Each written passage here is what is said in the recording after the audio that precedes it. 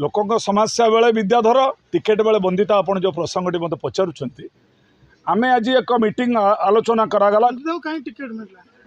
मुझे नहीं सी तो बिल्कुल किसी नथिले कांग्रेस जो क्राइटेरिया है मुझे को लिस्ट देती देखिए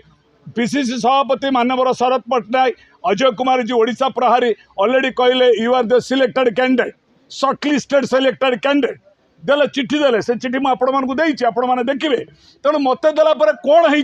जदि बीजेडी दलर परामर्श सी कांग्रेस प्रार्थी नहीं थे मुझे नहीं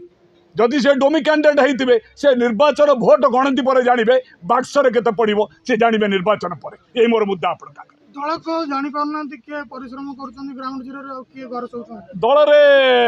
जानी पारु ना कहीं दल वर्तमान जो स्थिति अच्छी आपण मैंने निश्चित आपण मीडिया जो प्रसंग में घोषणा कर टिकेट बिक्री हो टिकेट बिक्री हो पार था